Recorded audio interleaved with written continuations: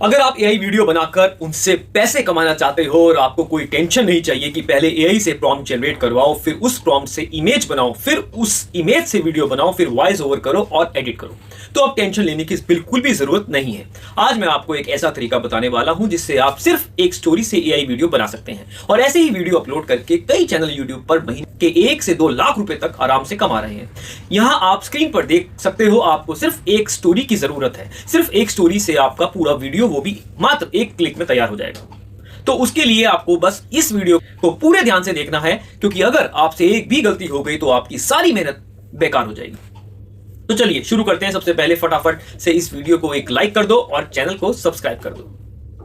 Step first, chat GPT से script generate करना। सबसे पहले आपको क्रोम ब्राउजर ओपन करना है। यहां पर गूगल पर जाकर चैट जीपीटी सर्च करना है। जो पहली वेबसाइट दिखेगी उस पर क्लिक करके आपको उसे ओपन कर लेना है। अब यहां पर आपको साइन अप या लॉगिन करना होगा। मैं यहां अपनी जीमेल आईडी से लॉगिन कर लेता हूं। लॉगिन करने के बाद आप चैट जीपीटी में एंटर हो जाओगे। यहां आपको बस एक सिंपल सा कमांड देना है और चैट जीपीटी तुरंत आपके लिए एक स्टोरी जनरेट कर देगा। जैसे कि मैंने लिखा, मुझे एक छोटे गरीब बच्चे की कहानी दो जो मेहनत करके पढ़ाई करता है, 100 वर्ड्स में। देखो, चैट जीपीटी ने तुरंत मुझे एक छोटी स्टोरी दे दी। अगर आपको हिंदी में चाहिए तो आप लिख सकते हो इन हिंदी और वही स्क्रिप्ट हिंदी में आ जाएगी। अगर आपको बड़ी स्टोरी चाहिए तो आप कमांड दे सकते हो 500 वर्ड्स, 1000 वर्ड्स या 2500 वर्ड्स तक। आप अपने हिसाब से यहां पर स्टोरी जनरेट कर सकते हो। स्टेप 2, सीक्रेट वेबसाइट से एआई वीडियो बनाना। अब आपके पास स्टोरी आ गई। अगला स्टेप है वीडियो बनाना। इसके लिए आपको एक नया पेज ओपन करना है क्रोम ब्राउजर में और उस स्क्रिप्ट वेबसाइट पर जाना है। इस वेबसाइट का नाम है मैजिक लाइट। आपको इसका लिंक वीडियो के डिस्क्रिप्शन में या टॉप कमेंट में मिल जाएगा। उस पर क्लिक करते ही वेबसाइट ओपन हो जाएगी। स्टेप 3, साइन अप और क्रेडिट्स। अब यहां पर सबसे पहले आपसे साइन अप करने के लिए कहा जाएगा, तो आप अपनी किसी भी जीमेल आईडी से साइन अप कर लो। साइन अप करने के बाद आपको 300 क्रेडिट्स फ्री मिलेंगे। इन क्रेडिट्स से आप मल्टीपल वीडियोस बना सकते हो। अगर आपके क्रेडिट्स खत्म हो जाए तो आप दूसरी जीमेल आईडी से नया अकाउंट भी बना सकते हो और अगर आपको लगे कि आप ज्यादा वीडियो बनाना चाहते हो तो आप प्रीमियम खरीद सकते हो। स्क्रिप्ट पेस्ट करना और वीडियो सेटिंग्स।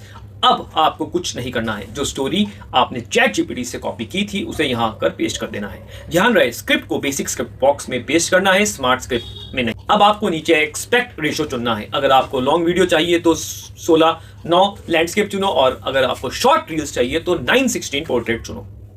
इसके नीचे है वीडियो लैंग्वेज। अगर आपकी ऑडियंस इंडिया की है तो हिंदी चुने, अगर इंटरनेशनल ऑडियंस है तो इंग्लिश चुने। अब आता है स्टाइल का ऑप्शन। यहाँ बहुत सारे स्टाइल मिलेंगे जैसे 3D cartoon, Disney, human type, epic, Ghibli, kid story, animal आदि। आप अपनी कहानी के हिसाब से स्टाइल चुन सकते हो। स्टेप 5, कैरेक्टर्स और ऑटोकास्ट।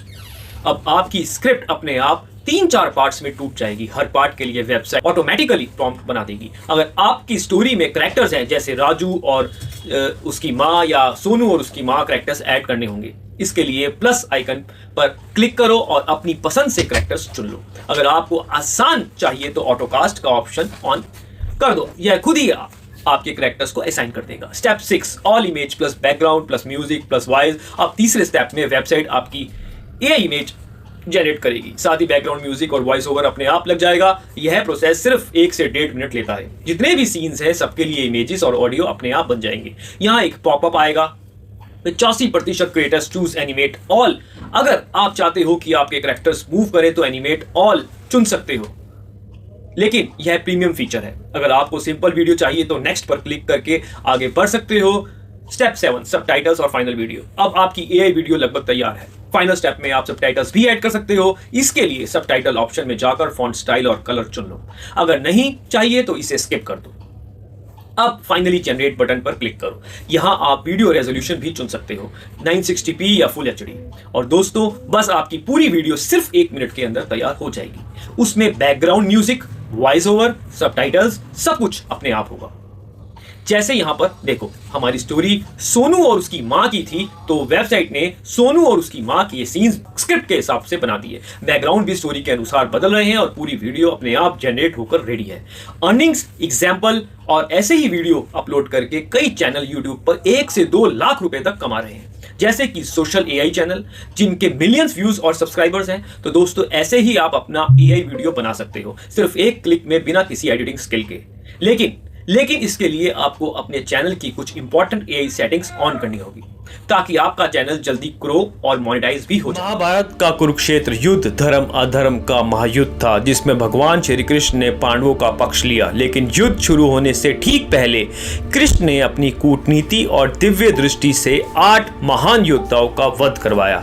यह कोई संयोग नहीं था बल्कि एक सुनियोजित रणनीति थी। इन योद्धाओं का वध इसलिए करवाया गया ताकि कौरव सेना कमजोर हो जाए, पांडवों की जीत सुनिश्चित हो और अधर्म के प्रमुख प्रतीक नष्ट हो जाएं। ये योद्धा कौरव पक्ष के थे और युद्ध में अजय सिद्ध हो सकते थे।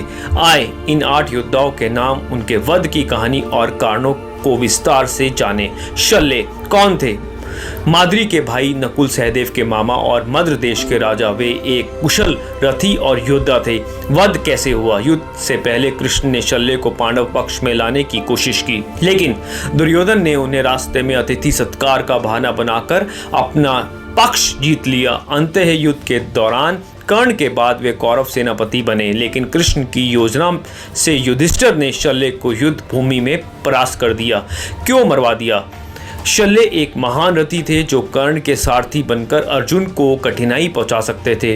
उनका वध पांडवों की रणनीति को मजबूत करने के लिए जरूरी था। कृष्ण जानते थे कि शल्य की चालाकी कौरवों को मजबूत बनाएगी। जयद्रथ कौन थे? द्रौपदी के स्वयंवर में अपहरण का आपराधिक सिंधु राजा और धृतराष्ट्र के समधी। वध कैसे हुआ? युद्ध के 14वें दिन जयद्रथ ने एक चक्रव्यूह में अभिमन्यु की हत्या में सहयोग किया था। कृष्ण ने सूर्यास्त का भ्रम पैदा कर अर्जुन को जयद्रथ तक पहुंचाया और अर्जुन ने उनका सिर काट दिया। क्यों मरवा दिया? जयद्रथ अधर्म का प्रतीक थे। उनका वध अभिमन्यु की मौत का बदला था और कौरवों के मनोबल को तोड़ने के लिए कृष्ण ने इसे सुनिश्चित किया था ताकि पांडवों का विश्वास बढ़े। एकलव्य कौन थे? द्रोणाचार्य के शिष्य, निषाद राजा हिरण्यधनु के पुत्र और अर्जुन से भी कुशल धनुर्धर। वध कैसे हुआ? युद्ध से पहले कृष्ण ने स्वयं एकलव्य का वध किया। एकलव्य कौरव पक्ष से लड़ने वाला था और कृष्ण ने उसे रोकने के लिए उन्हें मार डाला। क्यों मरवा दिया? एकलव्य अर्जुन का सबसे बड़ा प्रतिस्पर्धी था। अगर वे जीवित रहते तो अर्जुन की हार निश्चित थी।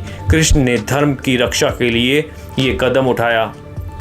बर्बरीक कौन थे? भीम के पुत्र, घटोत्कच के पुत्र और 3 बाणों से पूरी सेना नष्ट करने वाले महान योद्धा। वध कैसे हुआ? युद्ध से पहले बर्बरीक ने वचन दिया कि वे कमजोर पक्ष का साथ देंगे।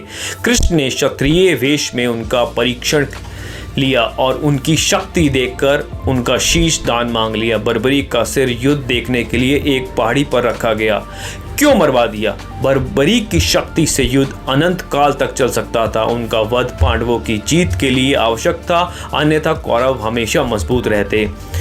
सुक्षिना कौन थे? कंबोज देश के राजा, कौरवों के प्रमुख सहयोगी। वध कैसे हुआ? युद्ध के दौरान अर्जुन ने यम के भ्रम में सुदृष्णा को मार दिया। कृष्ण ने इस भ्रम को पैदा करने में सहायता की। क्यों मरवा दिया? सुदृष्णा की वीरता कौरव सेना को मजबूत रखती। उनका वध पूर्वी मोर्चे पर पांडवों को फायदा पहुंचाने के लिए था। भूरिश्रवा कौन थे? बलि के पुत्र, वृक्ष पर्वा के पौत्र और सत्यकी के शत्रु। वध कैसे हुआ? युद्ध के दौरान सत्यकी और भूरिश्रवा के बीच पुरानी शत्रुता भड़की। कृष्ण ने सत्यकी को निर्देश दिया कि वे भूरिश्रवा को पहले मार दे, अन्यथा सत्य की हार हो जाती। क्यों मरवा दिया? भूरिश्रवा कौरव पक्ष के वरिष्ठ योद्धा थे। उनका वध सत्य की रक्षा और पांडव सेना के संतुलन के लिए।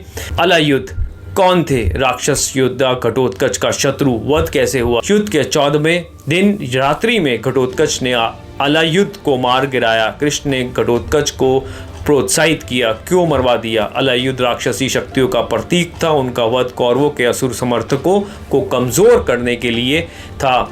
आलम्भशु कौन थे? राक्षस योद्धा, इरावन का हत्यारा। वध कैसे हुआ? युद्ध के 8वें दिन आलम्बुषा ने इरावन अर्जुन के पुत्र को माया से मार डाला। बाद में घटोत्कच ने बदला लिया और आलम्बुषा को युद्ध भूमि में मार दिया। क्यों मरवा दिया? आलम्बुषा अधर्मी राक्षस था जिसमें युद्ध नियम तोड़े। उनका वध इरावन की मौत का प्रतिशोध और पांडवों के मनोबल के लिए। ये 8 योद्धा कौरव पक्ष के अष्ट महारथी, 8 प्रमुख रथी थे जो युद्ध में पांडवों को नष्ट कर सकते थे। श्री कृष्ण जो विष्णु के अवतार थे, इनका वध इसलिए करवाया क्योंकि धर्म की रक्षा, धर्म के ये प्रतीक जीवित रहते तो पांडव हार जाते और कलयुग की शुरुआत जल्दी हो जाती। कर्म का सिद्धांत कृष्ण ने गीता में कहा, कर्म करो, फल की चिंता मत करो। ये वध युद्ध को संतुलित करने का माध्यम था। कौरवों का पतन, दुर्योधन की सेना इन योद्धाओं पर निर्भर थी।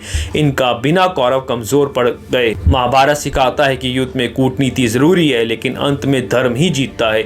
अगर कृष्ण न होते तो पांडवों की हार निश्चित थी। ये कथा हमें सिखाती है कि जीवन में भी बुराई को समय रहते रोकना चाहिए। ये पूर्ण स्क्रिप्ट जो महाभारत के विभिन्न खंडों पर आधारित है। अधिक विस्तार के लिए व्यास महाभारत पढ़ें। श्री कृष्ण केवल पांडवों के सारथी नहीं बल्कि धर्म के रक्षक थे। योद्धाओं का वध उनकी कूटनीति का हिस्सा था, जिसका आधार था भागवत गीता का संदेश, कर्म करो, फल की चिंता मत करो। श्री कृष्ण ने हर कदम सोच समझ कर उठाया। जयद्रथ का वध अभिमन्यु के लिए न्याय था। एकलव्य और बारबरी कांड युद्ध को संतुलित रखने के लिए था। इन 8 योद्धाओं के वध ने कौरव सेना का मनोबल तोड़ दिया। शल्य के बिना कर्ण असहाय हो गया। जयद्रथ की मृत्यु ने दुर्योधन को क्रोधित किया, लेकिन उसकी सेना में भय फैल गया। एकलव्य और बर्बरीक जैसे अजय योद्धाओं का अंत होने से कौरवों की शक्ति कमजोर पड़ी। दूसरी ओर पांडवों का आत्मविश्वास बढ़ा। अर्जुन, युधिष्ठिर और घटोत्कच को कृष्ण की रणनीति पर भरोसा हो गया। इन वधों ने कौरवों के अधर्मी गठबंधनों को चकनाचूर कर दिया और पांडवों की जीत का मार्ग प्रशस्तित हुआ। श्री कृष्ण की कूटनीति ने महाभारत को धर्म की जीत का प्रतीक बनाया। इन 8 योद्धाओं का वध केवल युद्ध की शुरुआत थी, जिसने अधर्म का अंत और धर्म की स्थापना की। गीता का यह संदेश आज भी प्रासंगिक है। धर्म के लिए सही समय पर सही कदम उठाना जरूरी है। श्री कृष्ण इन 8 योद्धाओं के वध ने कौरव सेना का मनोबल तोड़ दिया। शल्य के बिना कर्ण असहाय हो गए। जयद्रथ की मृत्यु ने दुर्योधन को क्रोधित किया, लेकिन उसकी सेना में भय फैल गया था। दूसरी ओर पांडवों का आत्मविश्वास बढ़ा। अर्जुन, युधिष्ठिर और घटोत्कच को कृष्ण की रणनीति पर भरोसा हो गया। इन वधों ने कौरवों के अधर्मी गठबंधन को चकनाचूर कर दिया और पांडवों की जीत का मार्ग प्रशस्त हुआ।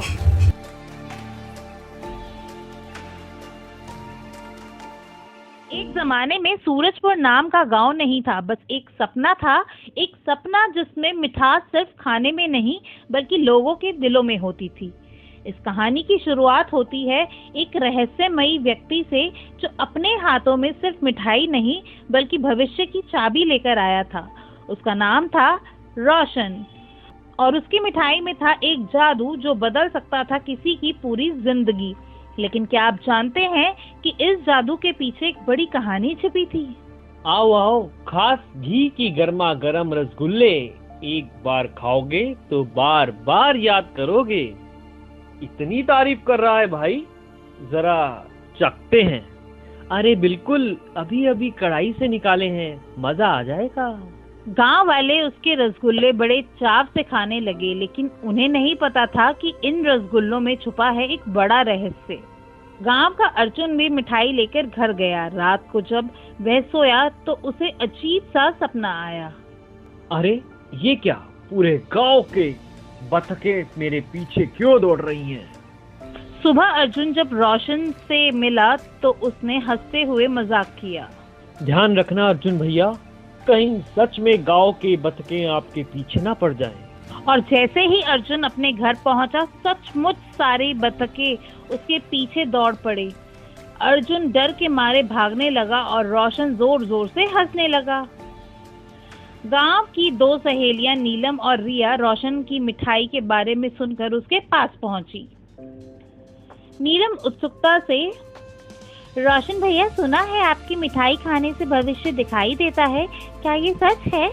अरे नहीं नहीं, मैं तो बस साधारण सा मिठाई वाला हूँ।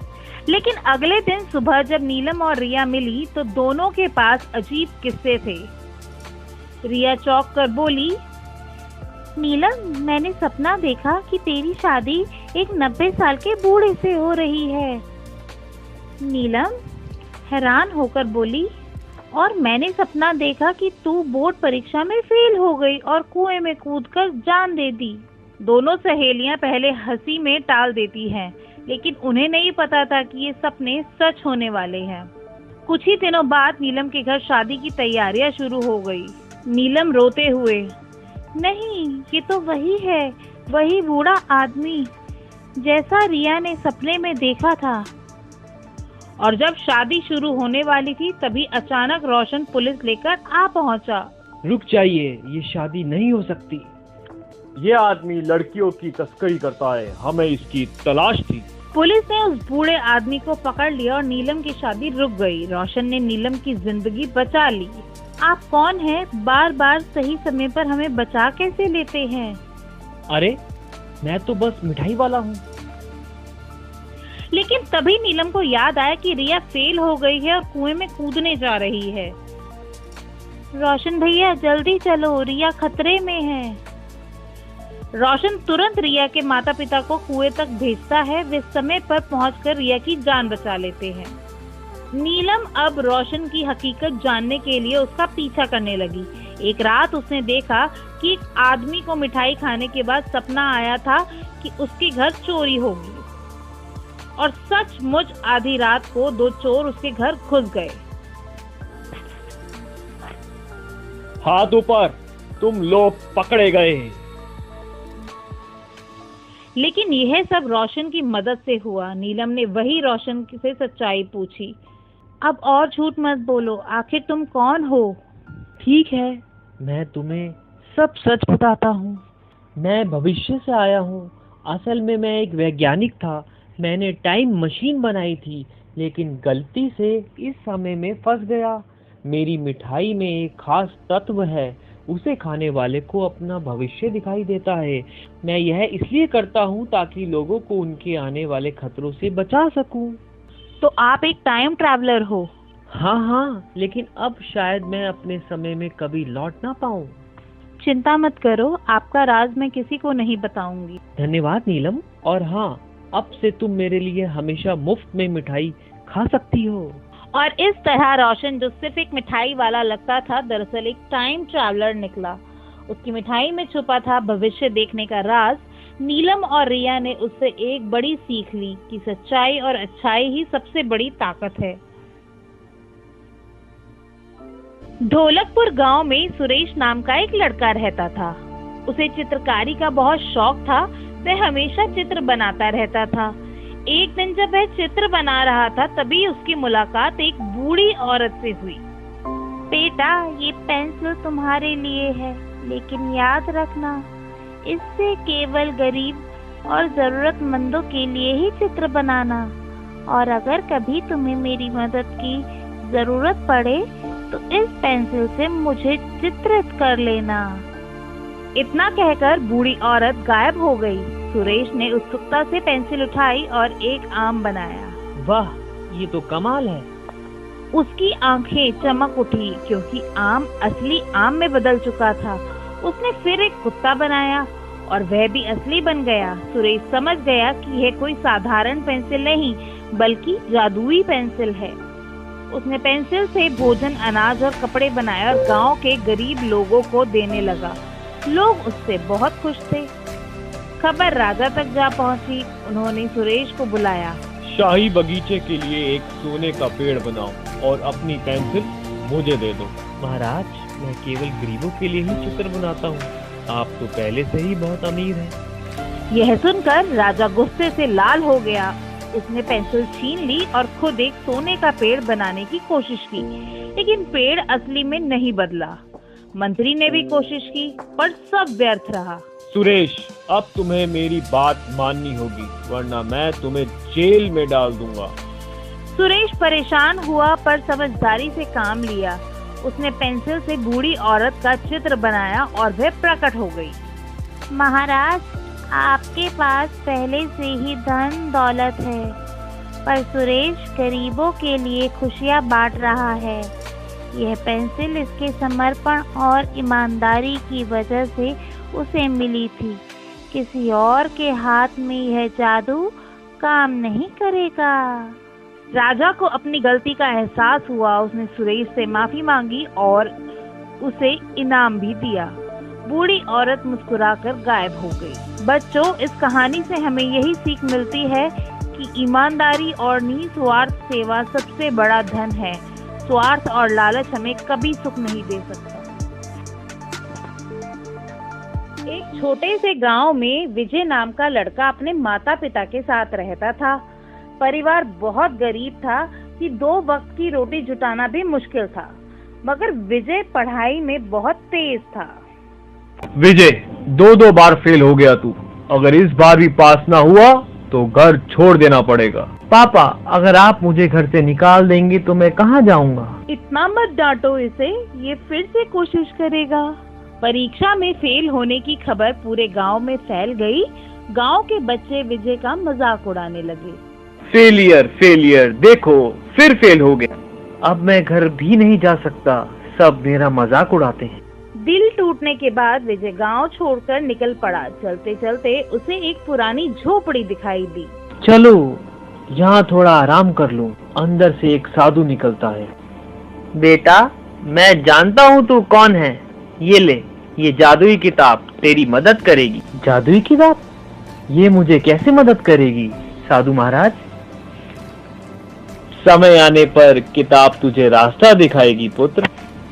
विजय शहर के बड़े स्कूल में पहुंचा, मगर उसका रिजल्ट देखकर टीचर ने एडमिशन देने से मना कर दिया। तुम्हारा रिजल्ट बहुत खराब है, यहाँ एडमिशन नहीं मिल सकता। मुझे एक मौका दीजिए। ठीक है, कल टेस्ट होगा, पास हुए तो एडमिशन मिलेगा, वरना नहीं। विजय फुटपाथ पर बैठा सोच रहा था कि कल का टेस्ट कैसे पास करेगा। तभी उसके बैग से किताब बोल उठी। अरे किताब से आवाज। मैं जादुई किताब हूँ, कल टेस्ट में जो जो पूछा जाएगा मैं सब बता दूंगी। सच में? तो अब मैं मेहनत करूँगा और सब याद करूँगा। विजय ने रात भर मेहनत की, टेस्ट दिया और अव्वल नंबर से पास हो गया। बहुत अच्छे, अब तुम हमारे स्कूल में पढ़ सकते हो। धीरे धीरे विजय ने पढ़ाई जारी रखी और लॉ कॉलेज में भी अव्वल आया। सालों की मेहनत के बाद वह बड़ा जज बन गया। जज बनने के बाद विजय का पहला केस शुरू हुआ और हैरानी की बात यह थी कि आरोपी कोई और नहीं बल्कि उसका अपना पिता था। ये तो मेरे पिताजी हैं। जज साहब, मैंने कोई गुनाह नहीं किया, मुझे बचा लीजिए। सबूत कहाँ है? जब तक सबूत नहीं मिलता अदालत किसी निर्दोष को सजा नहीं दे सकती। कोई सबूत न मिल पाने पर विजय ने अपने पिता को बरी कर दिया। फैसले के बाद विजय अपने गांव लौटा। पूरा गांव हैरान था कि एक बड़ा जज उनके बीच खड़ा है। जज साहब, आप यहाँ क्यों आए हैं? तुम सबने मुझे फेलियर कहा था, आज मैं जज बनकर लौटा हूँ। बेटा विजय, तू ही है ना? मुझे माफ कर दे। पिताजी, आपकी मेहनत और त्याग से ही आज मैं यहाँ तक पहुँचा हूँ। और इस तरह विजय ने न केवल अपने पिता को निर्दोष साबित किया बल्कि पूरे गांव को यह सिखाया कि मेहनत और लगन से इंसान किसी भी हालत में अपनी किस्मत बदल सकता है। बहुत समय पहले सूरजपुर नाम का एक गांव में 2 भाई रहते थे। बड़ा भाई दीपक और छोटा भाई मोहन था। दीपक बहुत अमीर था पर स्वभाव से कंजूस और स्वार्थी था। मोहन मेहनती पर दयनीय हालात के कारण अपने परिवार की जरूरतें पूरी नहीं कर पाता था। दीपावली का त्योहार था। गांव घर दीपकों से जगमगा रहे थे। मिठाइयों और नए कपड़ों की खुशबू हर तरफ थी। दीपक के घर पर भी मिठाइयों और पकवानों का भंडार था, पर मोहन के घर पर उसके घर वाले, पत्नी राधा और बेटा सूरज कुछ खाने तक के लिए परेशान थे। मदद की उम्मीद लेकर मोहन अपने बड़े भाई के घर पहुंचा। मोहन ने विनम्रता से कहा, भैया मेरी कुछ मदद कर दो, घर पर बच्चे भूखे हैं, काम नहीं मिल रहा है।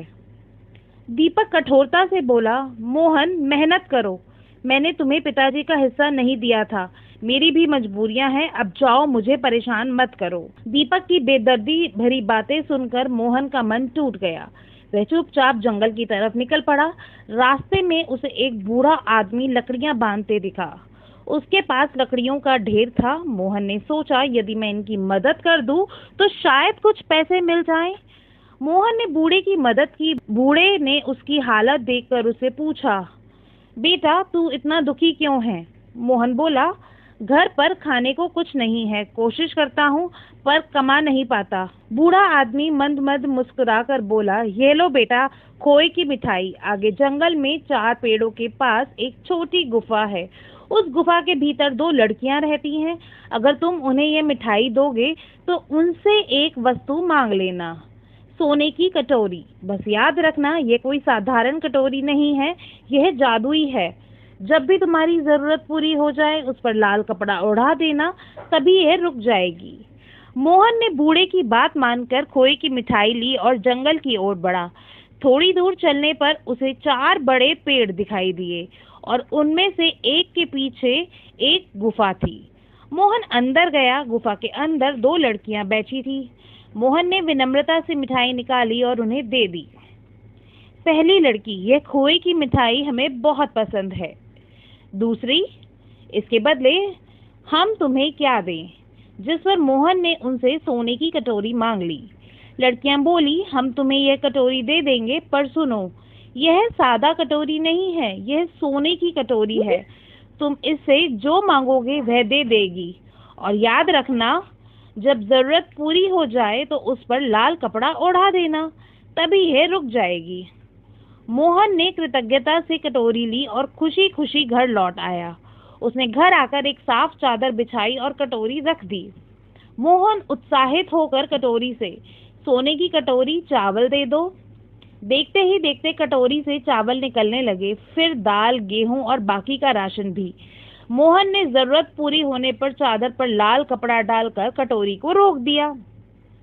उसके घर में अब भरपूर खाना, कपड़े और बच्चों की पढ़ाई का इंतजाम हो गया था। मोहन ने बचत करके धीरे धीरे नया घर भी बना लिया और गांव में उसकी हालत बदल गई। पर दीपक से यह सब देखा नहीं गया। उसे यह सब राज जानना था। एक दिन वह बहाने से मोहन के घर आया और चुपके से देखा। जब मोहन ने कटोरी से अनाज मांगा, कटोरी काम करने लगी। दीपक ने मौका पाकर उसे चुरा लिया। दीपक मन ही मन, अब यह कटोरी हमारे पास है, हम बहुत अमीर हो जाएंगे। दीपक जल्दी से अपने परिवार सहित सामान बांधकर गांव छोड़ दिया। उसने एक नाव ली और अपने परिवार के साथ दूर जाने लगा।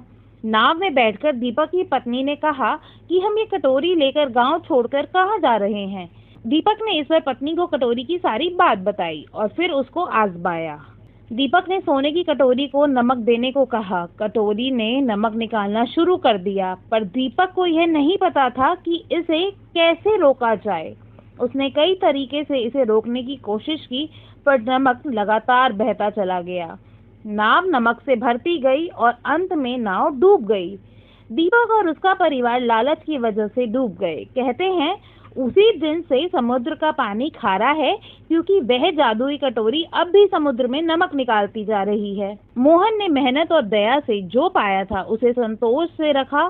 दीपक के लालच ने उससे सब कुछ छीन लिया।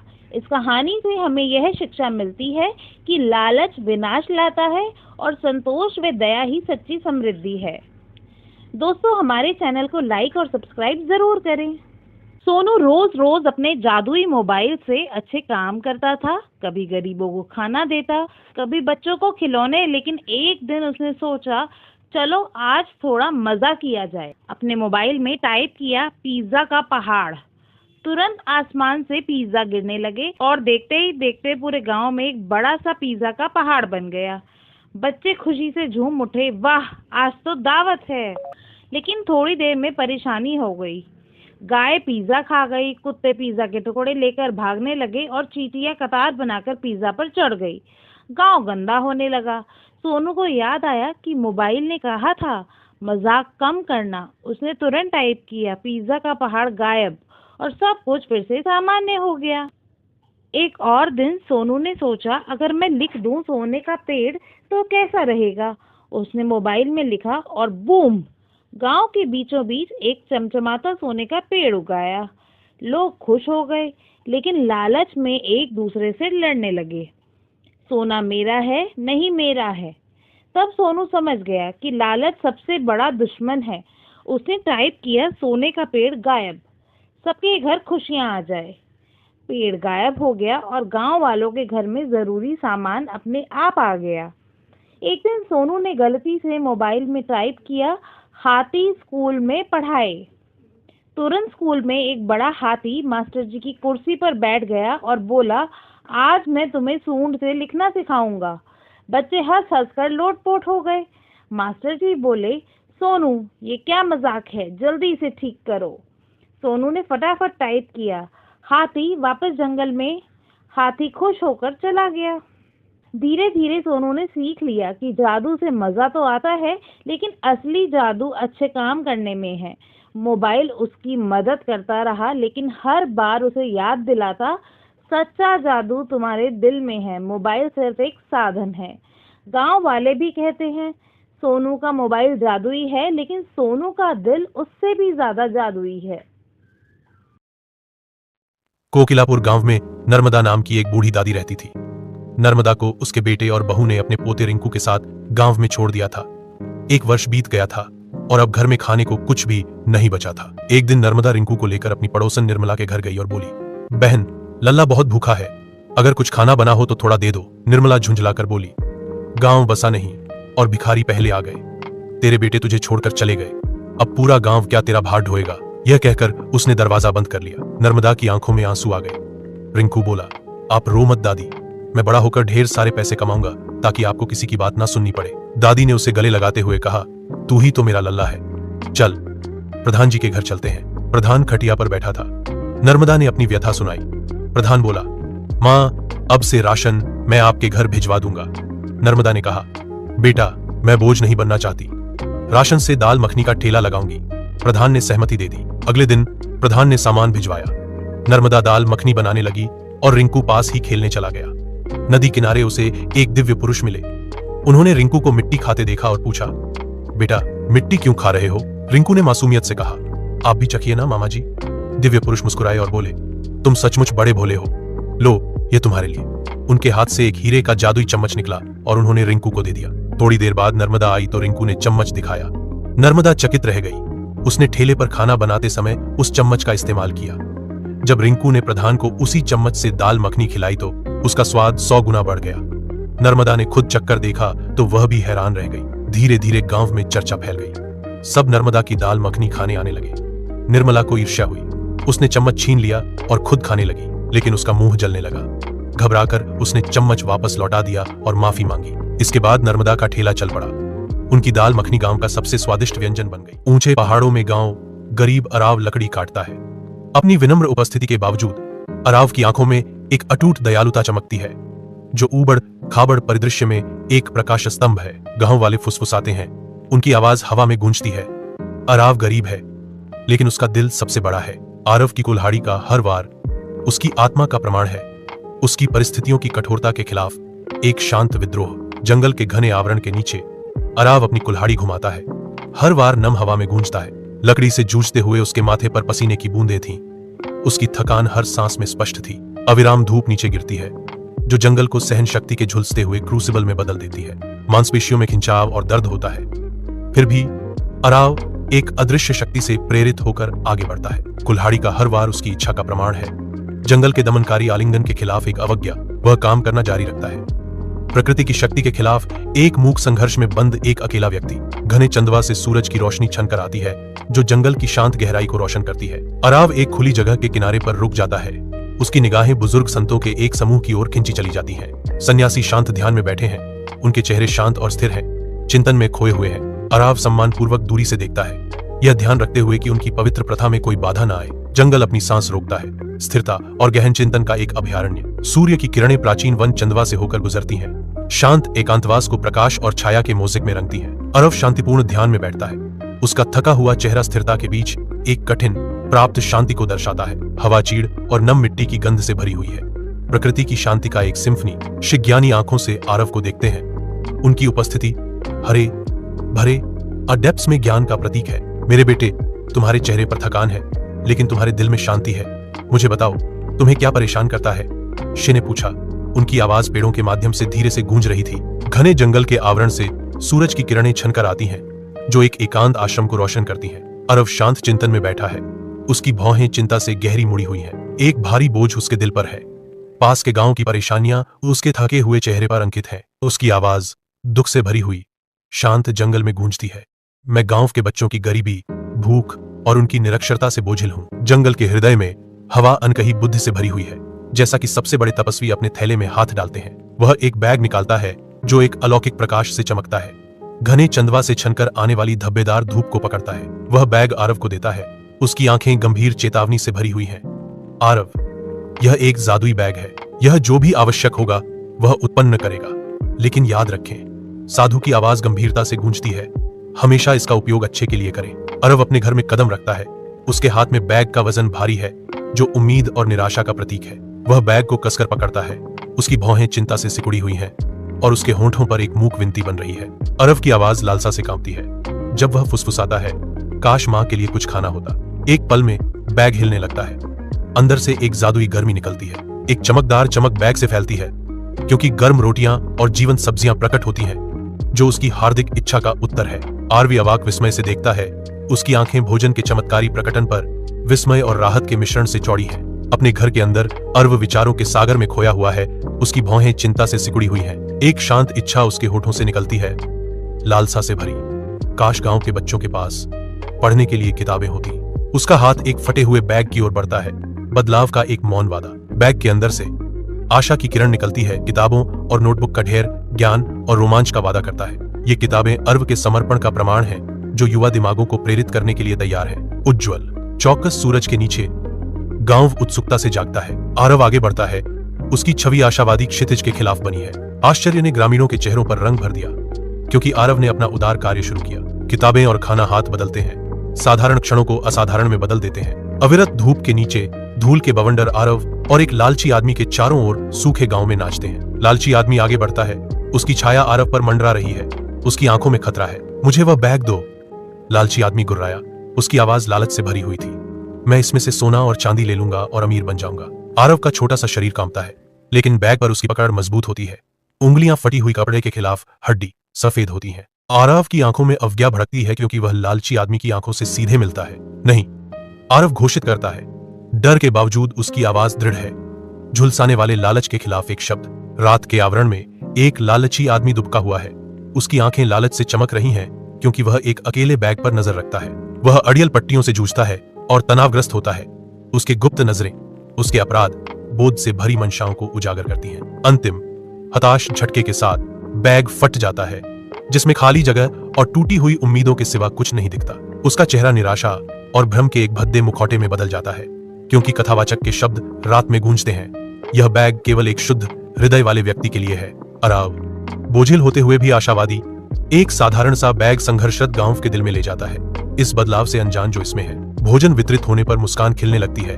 कपड़े बांटे जाते हैं और शिक्षा का वादा गांव के बच्चों की आंखों में चमक भर देता है। एक समय का सुनसान गांव का चौक चहल पहल का केंद्र बन जाता है। हवा हंसी और नई समृद्धि की आवाजों से भरी होती है। कभी बंजर रहे खेत अब प्रचुर मात्रा में उपज देते हैं, जो अराव के निस्वार्थ कार्य के माध्यम से पुनर्जन्म हुए एक गांव के बदलते भाग्य को दर्शाते हैं। श्री गांव के प्रवेश द्वार पर पहुंचते हैं।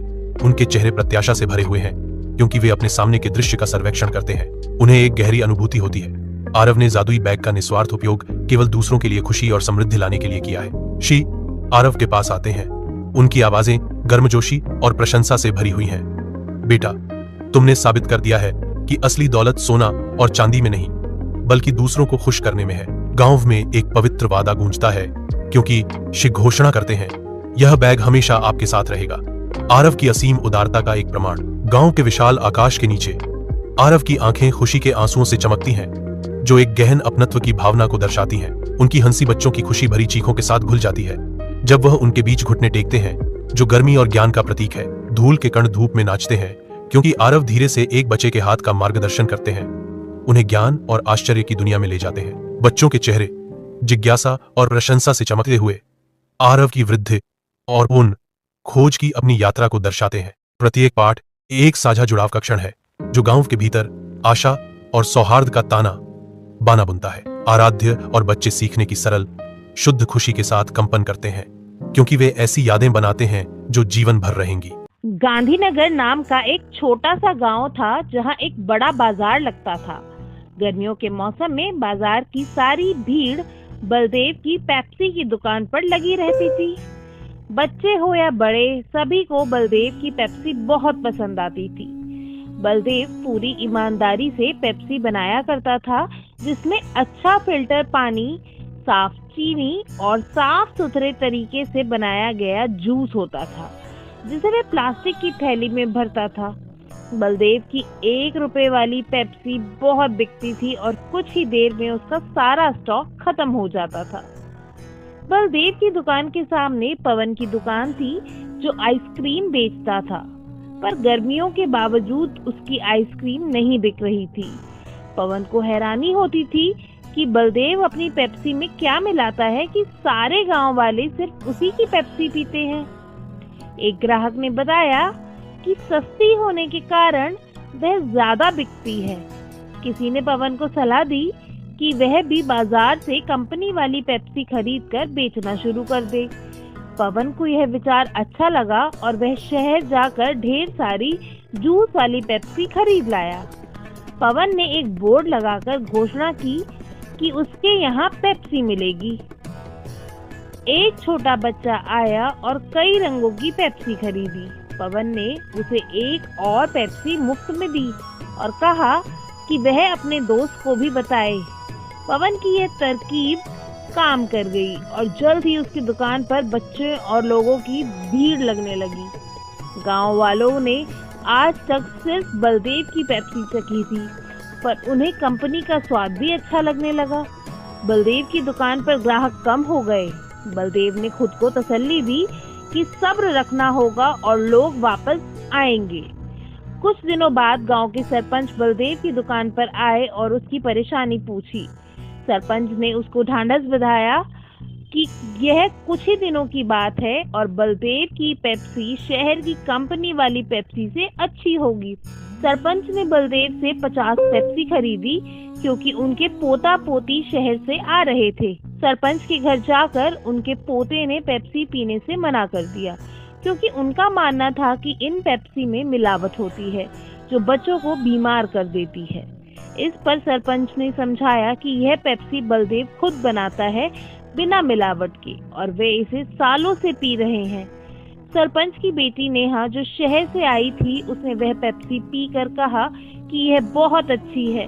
कुछ ही देर में सारी पेप्सी खत्म हो गई। नेहा और पेप्सी लेने के लिए बाजार पहुंची।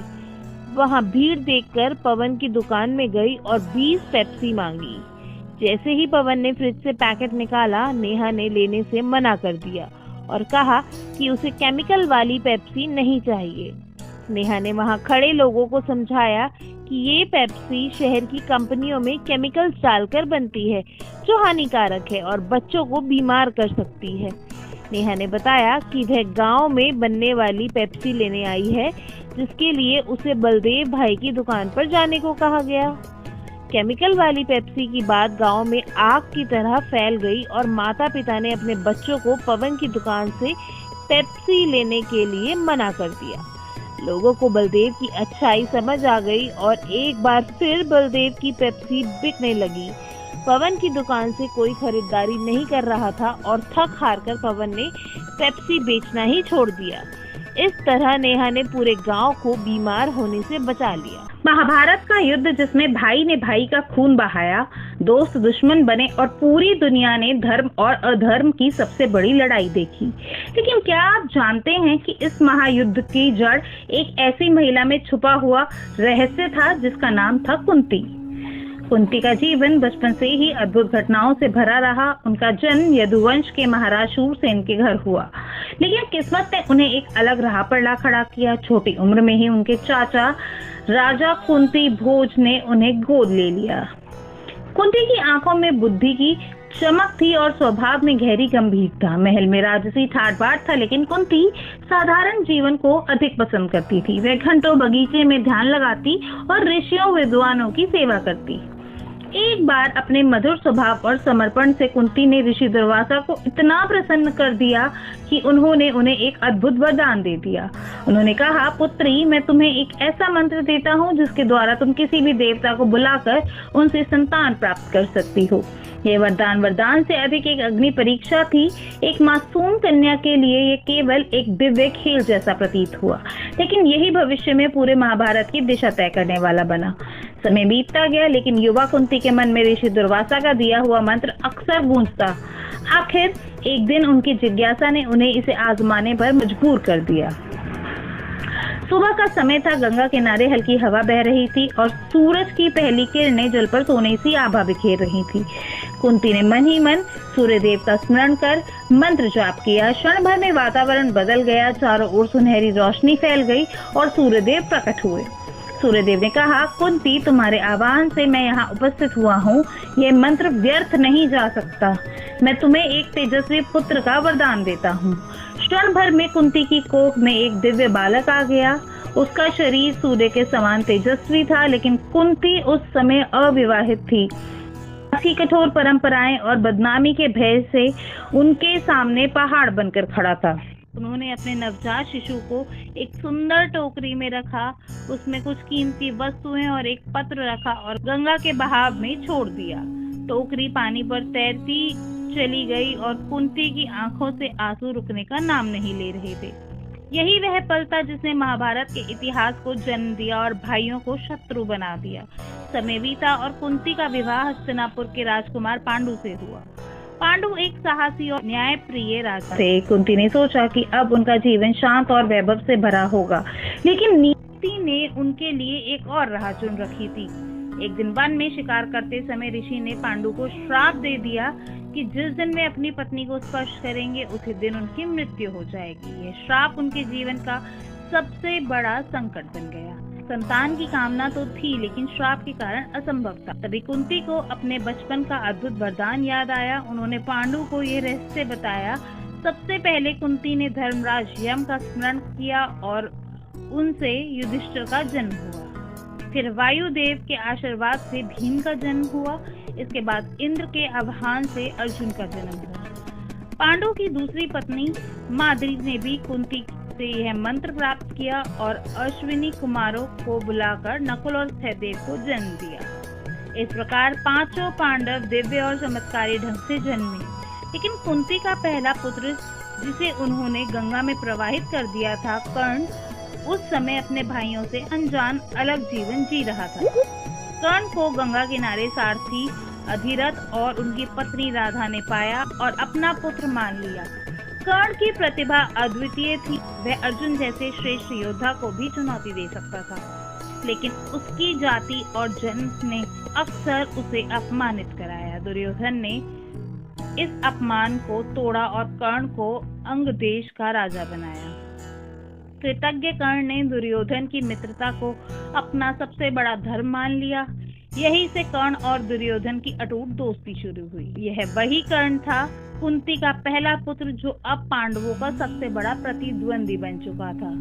युद्ध के पहले कुंती कर्ण से मिलने पहुंची। उन्होंने कर्ण को सच्चाई बताई। तुम मेरे पुत्र हो, पांडवों के बड़े भाई। कर्ण का हृदय विचलित हुआ, लेकिन उसने उत्तर दिया, माँ, जब पूरी दुनिया ने मुझे तिरस्कृत किया तब दुर्योधन ने मुझे सम्मान दिया। मैं उसे धोखा नहीं दे सकता, पर मैं वचन देता हूँ, युद्ध में अर्जुन को छोड़ किसी पांडव को नहीं मारूंगा। युद्ध का दिन आया। कुरुक्षेत्र में धूल और शंखनाद से धरती कांप उठी। युद्ध भूमि पर जब कर्ण का रथ कीचड़ में धंस गया, उसने पहिया निकालने की कोशिश की। उसी समय कृष्ण ने अर्जुन को संकेत दिया और कर्ण वीर गति को प्राप्त हुआ। उसकी आंखों में अंतिम सांस तक माँ का चेहरा तैरता रहा, लेकिन कुंती वहां नहीं थी।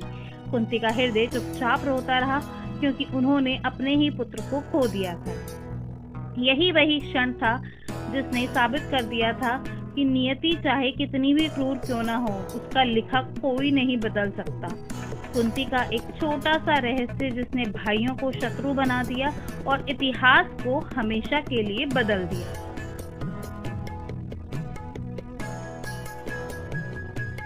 क्यों देनी पड़ी माता सीता को अग्नि परीक्षा? नमस्कार दोस्तों, आज हम एक ऐसे सवाल का जवाब जानेंगे जिसने युगों युगों से हर किसी को परेशान किया है। आखिर क्यों देनी पड़ी माता सीता को अग्नि परीक्षा? क्या सचमुच मर्यादा पुरुषोत्तम राम को अपनी सीता की पवित्रता पर संदेह था? जानिए पूरा सच, जो आपको रामायण के इस सबसे भावुक और गहरा क्षण से जोड़ देगा। जब हनुमान जी लंका में माता सीता से मिलकर वापस आते हैं तो उनका मन बहुत उदास होता है। वे प्रभु राम को बताते हैं कि माता सीता बहुत दुखी हैं और एक एक पल आपके आने का इंतजार कर रही हैं। हनुमान जी का दर्द यह दिखाता है कि सीता जी ने रावण की कैद में कितना कष्ट सहा। हनुमान जी की बात सुनकर प्रभु राम अपने छोटे भाई लक्ष्मण को सीता को अशोक वाटिका से लाने का आदेश देते हैं। तभी लक्ष्मण के मन में एक सवाल उठता है। लक्ष्मण कहते हैं, भ्राताश्री ये क्या हो रहा है? इतने सालों के बाद जब माता सीता हमारे साथ हैं, तो आप उन्हें वापस क्यों नहीं ला रहे हैं? वह पहले ही इतनी पीड़ा सह चुकी है, अग्नि परीक्षा की क्या आवश्यकता है? क्या आपको उनकी पवित्रता पर संदेह है? लक्ष्मण जी का ये सवाल सुनकर प्रभु राम मुस्कुराते हैं। वह बताते हैं कि यह परीक्षा उनके लिए नहीं बल्कि उन लोगों के लिए है जो सीता की पवित्रता पर संदेह कर सकते हैं। यह परीक्षा लोकलाज को बनाए रखने के लिए है।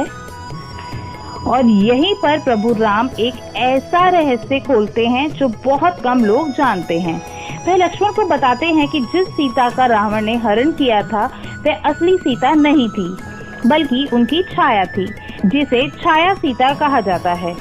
असली सीता रावण के हरण से पहले ही अग्निदेव के पास सुरक्षित थी। यह अग्नि परीक्षा बस एक माध्यम है ताकि असली सीता वापस आ सके। अब वह क्षण आता है जब माता सीता अग्नि में प्रवेश करती है। यह अग्नि कोई साधारण अग्नि नहीं बल्कि शुद्धिकरण का माध्यम था। जैसे ही सीता जी अग्नि में प्रवेश करती हैं, अग्निदेव असली सीता को वापस लौटा देते हैं और छाया सीता वापस अग्नि में समा जाती है। इस तरह सीता जी की पवित्रता पूरे संसार के सामने सिद्ध हो जाती है। परीक्षा के बाद प्रभु राम सीता जी को वानरों और भालुओं के समूह से मिलवाते हैं और कहते हैं, आज से यह हमारी माता है। सभी लोग जय जयकार करते हैं और सीता जी का स्वागत करते हैं। इस पूरी घटना से हमें पता चलता है कि प्रभु राम को माता सीता पर कभी कोई संदेह था ही नहीं। यह परीक्षा सिर्फ दुनिया को यह दिखाने के लिए थी कि प्रेम और पवित्रता की शक्ति सबसे ऊपर है। तो दोस्तों, यह थी अग्नि परीक्षा के पीछे की पूरी सच्चाई। अगर घना जंगल, दिन का समय, पांडव थके हुए और प्यासे दिख रहे हैं। युधिष्ठिर भाइयों से कहते हैं, अब और चला नहीं जा रहा, प्यास से मेरा कंठ सूख रहा है। उसी वक्त भीम भी कहते हैं, मुझे भी बहुत प्यास लगी है भ्राताश्री, अगर कहीं पानी मिल जाए तो प्राण बच जाएंगे। अर्जुन कहते हैं, मैं देखता हूँ भ्राताश्री, हो सकता है आसपास कोई सरोवर या नदी हो। सरोवर के पास पानी साफ और शांत है। अर्जुन सरोवर के पास पहुंचते हैं। जैसे ही वह पानी पीने के लिए झुकते हैं, एक अदृश्य आवाज आती है, जो आवाज होती है यक्ष की। यक्ष कहते हैं, ठहरो हे मानव, ये सरोवर मेरा है, मेरे प्रश्नों का उत्तर दिए बिना इस जल को पीने का साहस न करना। अर्जुन आवाज सुनकर रुक जाते हैं। वे चारों ओर देखते हैं लेकिन कोई दिखाई नहीं देता। अर्जुन कहते हैं, कौन हो तुम, सामने आओ। तो इस पर यक्ष जवाब देते हैं, मैं अदृश्य हूँ, मेरे प्रश्नों का उत्तर दो, अन्यथा इस जल को पीते ही तुम्हारे प्राण संकट में बढ़ जाएंगे। जिस पर अर्जुन क्रोधित हो उठते हैं। अर्जुन कहते हैं, मैं किसी अदृश्य प्राणी के प्रश्नों के उत्तर नहीं दूंगा, मेरी प्यास बुझाने से मुझे कोई नहीं रोक सकता। और अर्जुन पानी पीने के लिए झुक जाते हैं। जैसे ही पानी पीते हैं, वे लड़खड़ाते हैं और जमीन पर गिर जाते हैं। काफी देर हो जाती है, अर्जुन नहीं लौटते। तो भीम कहते हैं, अर्जुन को इतनी देर क्यों लग रही है, कहीं कोई संकट तो नहीं? युधिष्ठिर, मुझे भी चिंता हो रही है। नकुल, सहदेव, तुम जाओ और देखो अर्जुन कहाँ है और जल लेकर आओ। नकुल और सहदेव कहते हैं, जैसी आपकी आज्ञा भ्राताश्री। और नकुल सहदेव दोनों मिलकर सरोवर की ओर निकल पड़ते हैं। सरोवर के पास अर्जुन का शव अभी भी पड़ा है। नकुल और सहदेव सरोवर के पास पहुंचते हैं और अर्जुन को निर्जीव पड़ा देखते हैं और घबरा जाते हैं। उसके बाद नकुल कहते हैं, हे भगवान, अर्जुन को क्या हुआ? सहदेव, ये तो निर्जीव पड़े हैं, उन्हें भी बहुत प्यास लगी होती है। वह पानी के लिए झुकते हैं। वहीं अदृश्य आवाज आती है, जो आवाज होती है यक्ष की। यक्ष कहते हैं, ठहरो, मेरे प्रश्नों का उत्तर दो, अन्यथा तुम्हारा भी वही हाल होगा जो तुम्हारे भाई का हुआ है। नकुल और सहदेव आवाज को अनदेखा करके प्यास से बेहाल होकर पानी पी लेते हैं और वह दोनों भी लड़खड़ाते हैं और अर्जुन के पास गिर जाते हैं निर्जीव। नकुल और सहदेव भी बहुत देर तक नहीं लौटते। युधिष्ठिर और भी चिंतित हो जाते हैं। युधिष्ठिर कहते हैं, ये क्या हो रहा है? नकुल और सहदेव भी नहीं लौटे। तो वो भीम को कहते हैं कि अब तुम जाओ और पता लगाओ कि क्या हुआ है और जल लेकर आना। भीम कहते हैं, ठीक है भ्राताश्री, मैं अभी जाता हूँ। भीम सरोवर की ओर जाते हैं।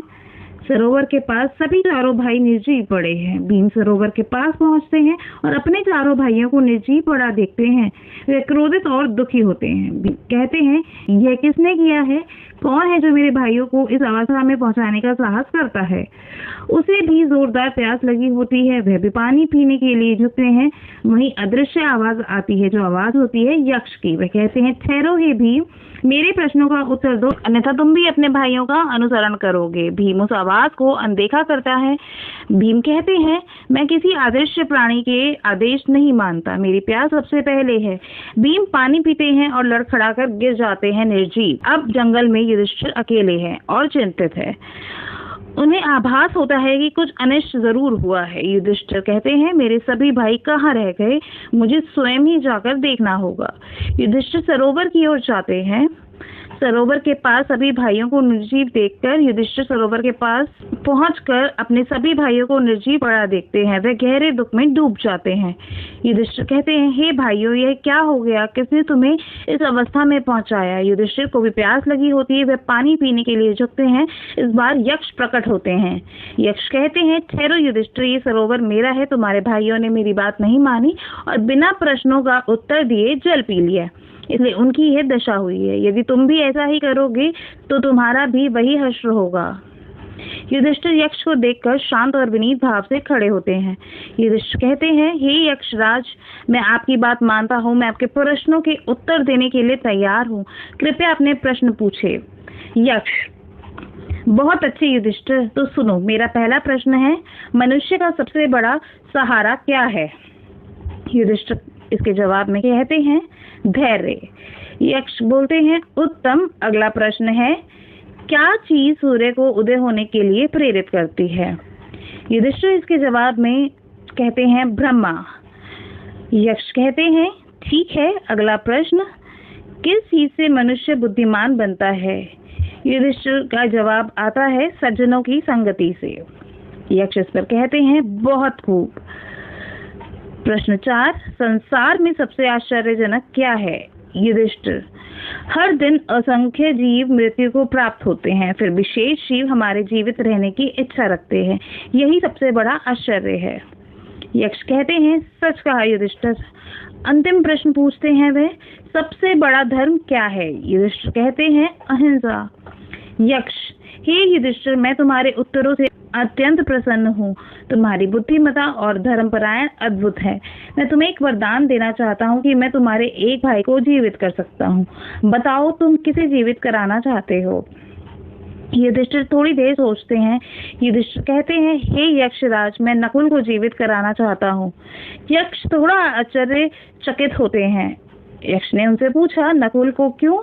युधिष्ठिर, भीम में 10,000 हाथियों का बल है और अर्जुन संसार का सबसे महान धनुर्धर। तुम उन्हें छोड़कर नकुल को क्यों जीवित कराना चाहते हो? युधिष्ठिर कहते हैं, हे यक्षराज, मेरे पिता की 2 पत्नियां थी, कुंती और माद्री। कुंती का मैं पुत्र जीवित हूँ। यदि नकुल जीवित हो जाए तो माद्री का भी एक पुत्र जीवित रहेगा। इस प्रकार दोनों माताओं के एक एक पुत्र जीवित रहेंगे और न्याय बना रहेगा। यक्ष युधिष्ठिर की धर्मनिष्ठा और न्यायप्रियता से अभिभूत हो जाते हैं। यक्ष का रूप बदलने लगता है और वह धर्मराज यम के रूप में प्रकट हो जाते हैं। धर्मराज, हे पुत्र युधिष्ठिर, मैं तुम्हारा पिता धर्मराज हूँ। मैं तुम्हारी धर्मपरायणता और न्यायप्रियता से अत्यंत प्रसन्न हूँ। तुमने अपनी परीक्षा में सफलता प्राप्त की है। धर्मराज अपनी शक्ति से सभी पांडवों को जीवित कर देते हैं। धीरे धीरे भीम, अर्जुन, नकुल, सहदेव उठ खड़े होते हैं। जिसे भीम कहते हैं, हम जीवित कैसे हैं? अर्जुन, भ्राता श्री युधिष्ठिर, सभी भाई युधिष्ठिर को गले लगाने लगते हैं। धर्मराज, पुत्रों, अब तुम सब सुरक्षित हो। युधिष्ठिर की धर्मनिष्ठा ने तुम सबके प्राणों की रक्षा की है। युधिष्ठिर, मैं तुम्हें 2 वरदान और देना चाहता हूँ। युधिष्ठिर कहते हैं, जो आज्ञा पिताश्री। धर्मराज कहते हैं, पहला वरदान यह है कि तुम्हारे अज्ञातवास के दौरान तुम्हें कोई भी पहचान नहीं पाएगा, और दूसरा यह है कि तुम हमेशा धर्म के मार्ग पर चलते रहोगे। युधिष्ठिर कहते हैं, आपका आशीर्वाद ही हमारे लिए सब कुछ है पिताश्री।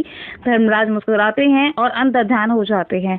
पांडव एक दूसरे को देखते हैं। राहत और खुशी उनके चेहरे पर साफ दिखाई देती है। पांडव एक साथ जंगल से बाहर निकलते हुए दिखाई देते हैं, अब और अधिक शक्तिशाली और एकजुटता के साथ। ये किरदार हल्का पड़ जाता तो शायद पूरा महाभारत हल्का पड़ जाता। He should be a very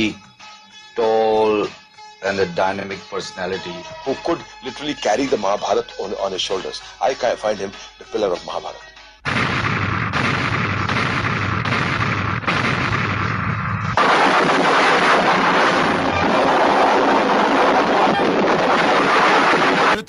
Dhritarashtra, क्या तुमने ये निर्णय ले लिया है कि तुम हस्तिनापुर का विनाश किए बिना नहीं रहोगे?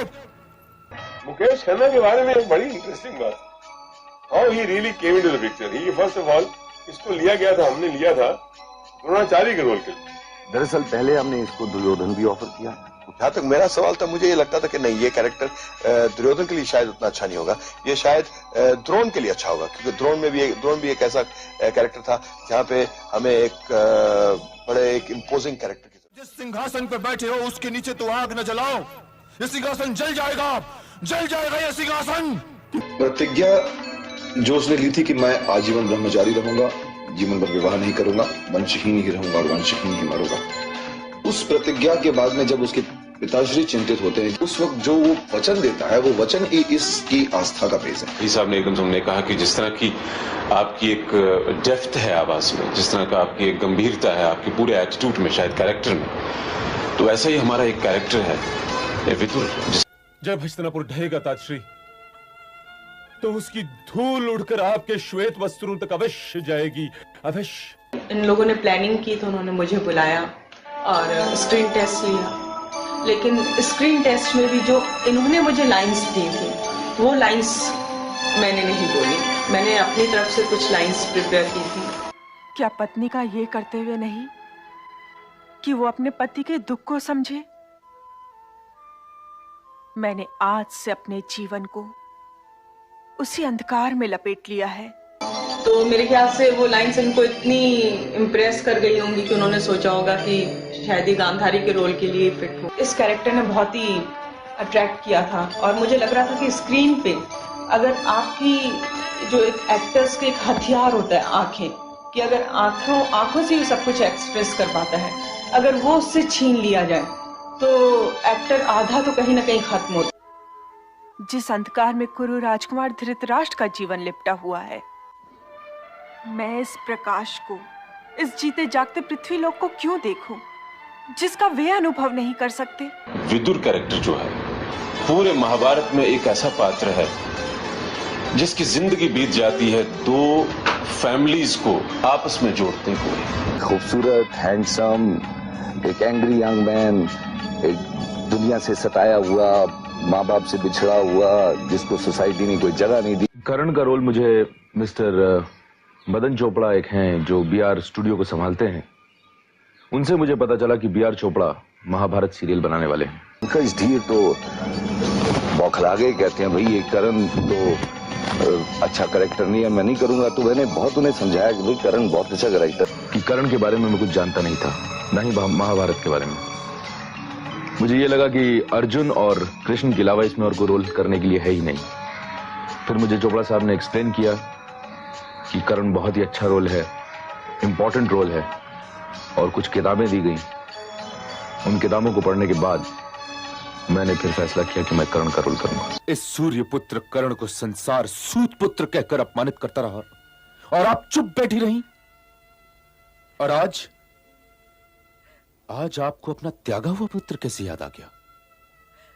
अपने इस त्यागे अभागे पुत्र से क्या चाहिए आपको? गद्दी पर हक तो उसका था, लेकिन मिला नहीं। कभी कभी जी चाहता है कि वो मुझे कहीं मिल जाएं और मैं उनके चरण स्पर्श के पश्चात उनसे ये पूछूं कि हे माता, मुझे मेरा दोष तो बताओ, मुझे ये तो बताओ कि मैं किस अपराध का दंड भुगत रहा हूं। मेरा स्क्रीन टेस्ट लिया गया और कुछ 4-1 दिन बाद मुझे बुलाकर कहा गया कि तुम करण के रोल के लिए सिलेक्ट कर लिए। आप सोच रहे होंगे शायद मैंने अपने आप को कास्ट किया इसके लिए, लेकिन मैं आपको प्रॉमिस करता हूं कि मैंने अपने आप को इसमें कास्ट नहीं किया। धारावाहिक में शकुनी मामा का किरदार निभाने के लिए 3 लोगों को चुना गया था।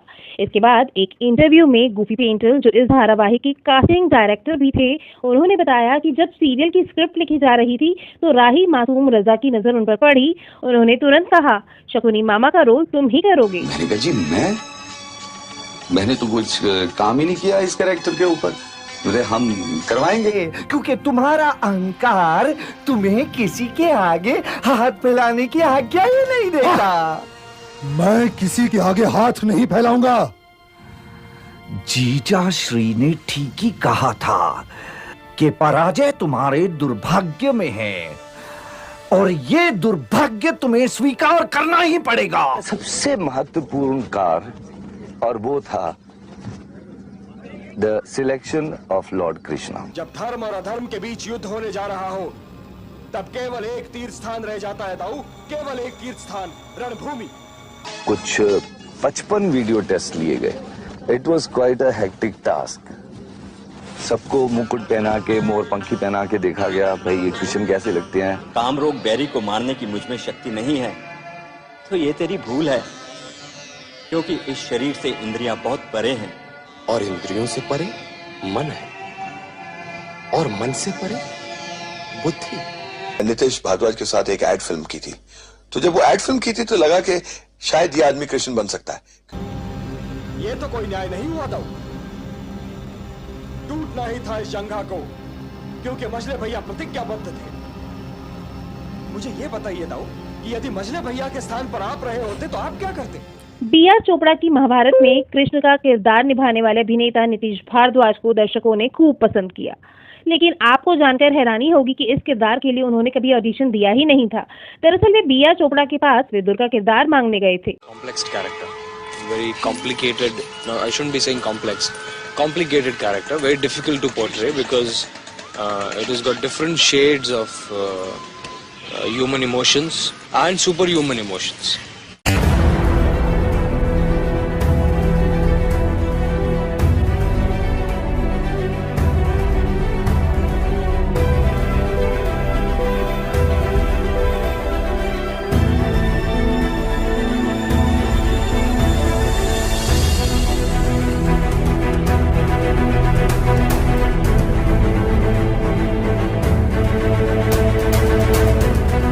मैंने पेपर में ऐड पढ़ा था कि ये महाभारत के लिए आर्टिस्टों की जरूरत है। भीम के बारे में तो सब जानते हैं, तगड़े थे, तो एक ऐसा कैरेक्टर चाहिए था जो बाकी सब कैरेक्टर से ज्यादा टफ लगे, एक्टिंग भी जानता हो और भीम जैसा लगे भी। भीम में जो चीज चाहिए थी जो कैरेक्टर के लिए, वो आप में है। बस मुझे इतना, मतलब मेरा सारा जो कहने का मतलब कि मुझे इतनी तकलीफ नहीं करनी पड़ी। तो जब एंटर हुए तो लगा कि भाई यही भीम है, इससे बेटर भीम नहीं मिल सकता। Arjun's character was the only character which had various shades. Arjun को देखा, उसका टेस्ट लिया तो लगा कि इसमें एक बात है, इसमें एक वो जो एक पोस्चर जो होता है एक वॉरियर का, वो नजर आया। This character by itself is larger than life, and I had the good fortune of portraying it. Who doesn't love Arjun? Yudhishthir का जो रोल है महाभारत में, तो रामायण में जो राम का रोल था एग्जैक्टली सेम है, क्योंकि राम भी एक मर्यादा पुरुष थे और उस युग में राम के बाद युधिष्ठिर एक मर्यादा पुरुष हुए।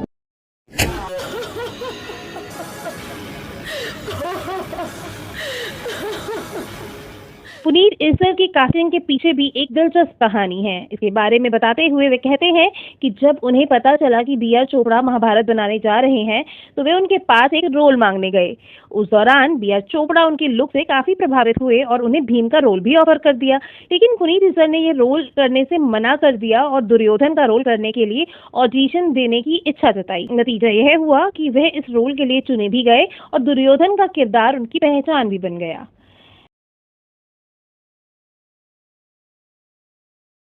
यदि तुम्हारे स्थान पर कोई और रहा होता तो कुरु वंश के आत्मसम्मान की सौगंध मैंने तुम्हारी गर्दन तोड़ दी होती। वहीं माया महल बनाने के लिए भी रवि चोपड़ा को काफी मुश्किलों का सामना करना पड़ा। युवराज की जय हो।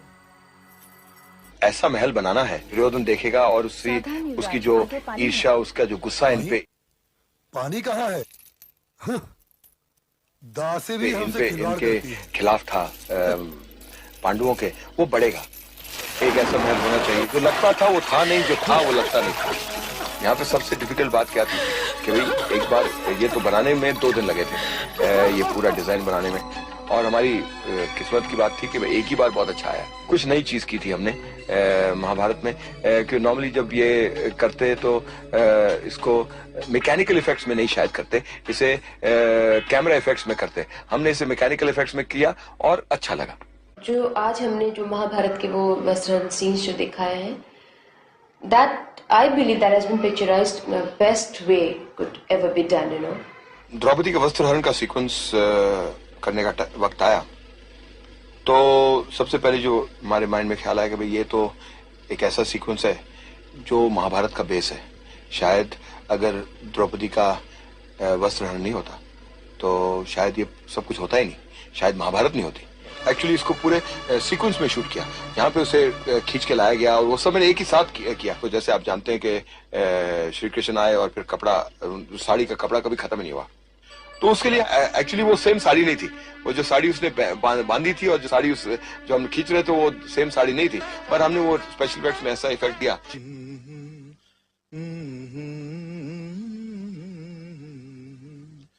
अथ श्री महाभारत कथा, अथ श्री महाभारत कथा, महाभारत कथा, कथा है पुरुषार्थ की, ये स्वार्थ की परमार्थ की, सारथी जिसके बने श्री कृष्ण भारत पार्थ की। क्या आपको पता है कि दुर्योधन के लिए अलग से बैकग्राउंड म्यूजिक तैयार किया गया था जिसे राजकमल ने बनाया था।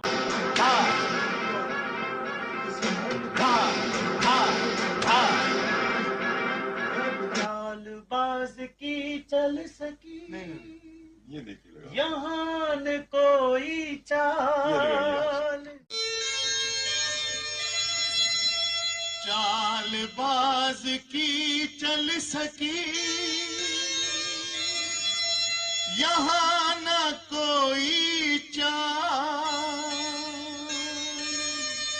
आज उठा कर ले चला चालबाज को का।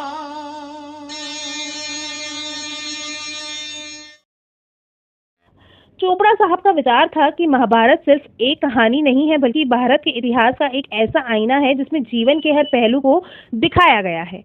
इसमें धर्म और अधर्म की लड़ाई है, राजनीति है, परिवार और समाज के बीच के संबंध हैं और इंसानी जज्बात का गहरा चित्रण है।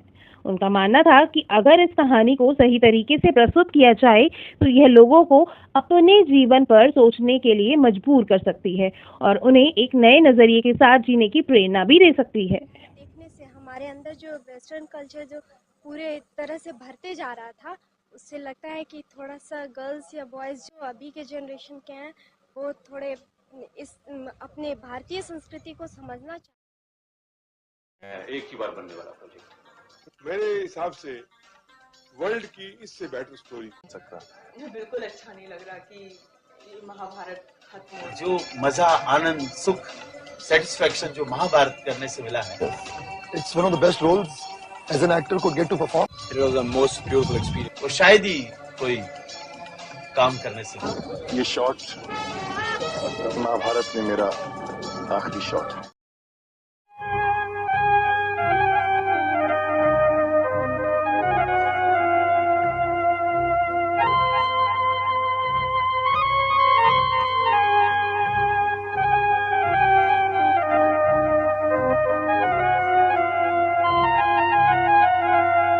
महाभारत सायुध न हो, महाभारत सायुध न हो अन्याय की कोई बात, महाभारत सायुध न हो अन्याय की कोई बात। चलो हम खोले उसके साथ, करे जो कृष्ण के जैसी बात। कर्म है गीता का उपदेश, महाभारत है शांति संदेश। कर्म है गीता का उपदेश, महाभारत है शांति संदेश। कर्म है गीता का उपदेश, महाभारत है शांति संदेश।